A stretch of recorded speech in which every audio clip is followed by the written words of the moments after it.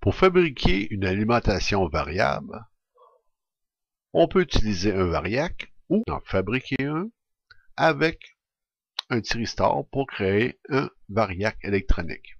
Voici les composantes requises. On aura besoin d'un thyristor IRKT 91, trait d'union 12A. Ce module à double SCR résiste à des tensions de 1200 volts AC à 95 ampères. On aura aussi besoin d'un gradateur standard pour lumière de 300 watts et plus, d'un condensateur céramique 0,5 à 1 nanofarad 500 volts et un condensateur récupéré de micro-ondes de 0,95 microfarad à 2100 volts. Présentation du schéma de la première partie, le variac. Ici, on a l'ensemble du schéma. La section variac et la section alimentation AC/DC. On va zoomer sur la partie de gauche. Ici, on utilise un gradateur de lumière standard de 300 watts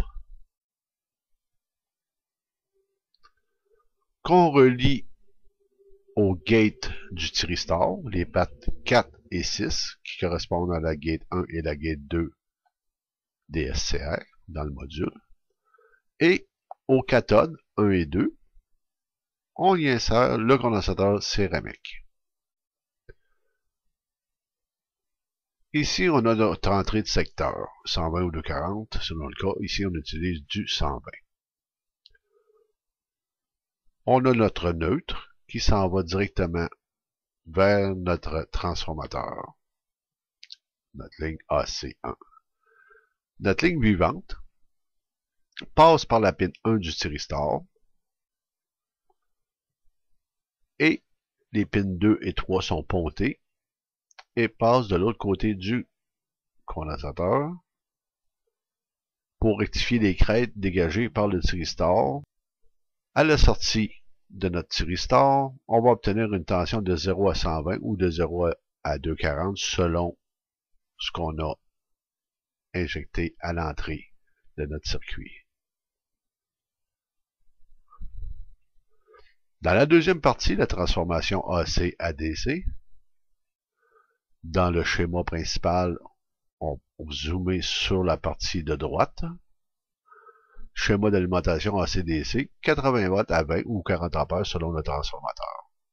On utilise le transformateur abaisseur de 240 à 120 volts AC, 20 ou 40 ampères, et on va alimenter notre transformateur sur la partie la plus élevée. On va utiliser le primaire à 240 volts et le secondaire à 120. Lorsqu'on alimente avec du 120 et une entrée primaire de 240 volts, on obtient la moitié du voltaire à la sortie, vu que c'est le transformateur 2 pour 1. Donc, si on alimente en 240, on obtient du 120. Si on alimente en 120, on obtient du 60 volts AC. À la sortie du 60 volts AC, une fois rectifié et filtré, on va obtenir une tension rectifiée et filtrée de 80 volts DC. Suggestion de transformateur abaisseur de 3000 à 5000 watts disponible. On peut avoir ça sur Internet là, pour 40-50 $. 5000 watts de préférence, ça va chauffer moins un peu. C'est des transformateurs du 2 pour 1. 110 à 220 ou 240 à 110, peu importe. Ou sinon, on peut utiliser aussi, comme je l'ai déjà fait, un transformateur de micro-ondes modifié au niveau du secondaire, comme j'ai utilisé ici, moins puissant, mais ça fonctionne. Idéalement, utiliser du bon gros fil émaillé pour l'enroulement secondaire. Sinon, du fil électrique numéro 14, environ 24 pieds de long. L'enroulement donne autour de 1 volt par tour, produit entre 40 et 50 volts avec 24 à 25 pieds de fil. Pour rectifier cette tension AC en DC, on a besoin de diodes. Ici, j'utilise un puissant pont de diode. Un pont de 1600 volts à 100 ampères. Après la rectification de la tension AC en DC, on ajoute un filtrage pour aplanir les crêtes. Ici, j'utilise un ou deux condensateurs électrolytiques de 7300 microfarad à 150 volts. En résumé, ce qu'on fait, c'est qu'on convertit un dimmer bien standard de 300 watts en dimmer de 10 à 11 kW grâce au module thyristor. Selon l'ajustement qu'on y donne, un peu comme l'intensité d'une lumière, ben, on y donne l'intensité de la tension qu'on veut à l'entrée du transformateur. Le transformateur, si c'est un 2 pour 1, s'il rentre 120 volts dedans, il va avoir une possibilité de sortie de 60 volts, mais une fois rectifié et filtré, le 60 volts AC va devenir autour de 80 volts DC. Ce type de montage de variac électronique, grâce au dimmer et au thyristor, peut s'appliquer sur à peu près tous les circuits, tous les transformateurs d'alimentation standard. C'est sûr qu'on ne branchera pas ça sur un switching supply parce que ça répondra pas en tout de la même façon. Mais avec un transformateur, rectificateur et filtrage, ça fonctionne. Voici maintenant une suggestion pour l'assembler notre alimentation. J'ai utilisé un ancien boîtier de serveur, étant donné que je préfère toujours passer par la récup autant que possible, dépenser le moins possible pour ce genre d'expérience-là.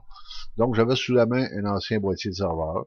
J'ai mesuré et estimé la grandeur que j'aurais besoin. J'ai scié le boîtier en deux pour en faire un boîtier plus petit afin d'y intégrer mon transformateur, mon dimmer, mes meters pour suivre le voltage, l'ampérage, le wattage, la tension et tout.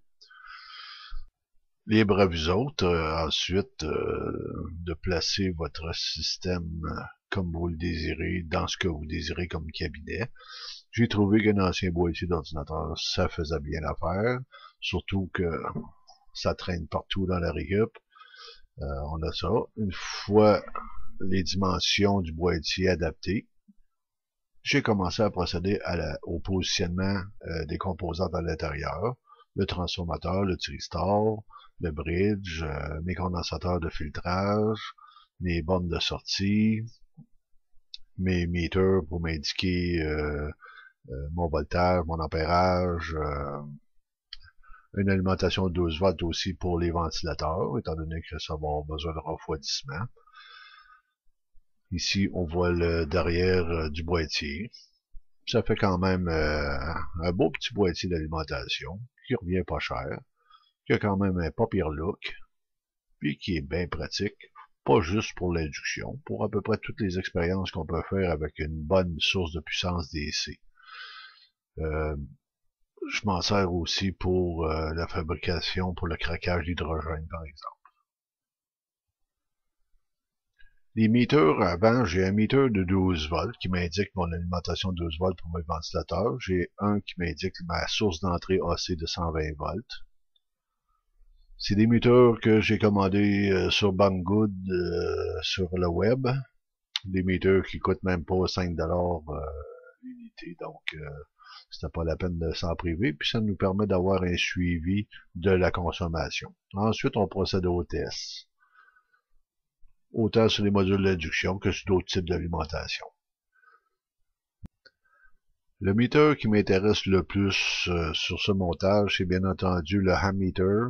C'est un meter permettant de lire le voltage, l'ampérage, de donner la puissance en watts et l'énergie consommée. C'est un meter sur Banggood qui coûte en bas de 10$. Il vient avec une résistance sonde de 100 ampères, capable de lire jusqu'à 185 volts DC.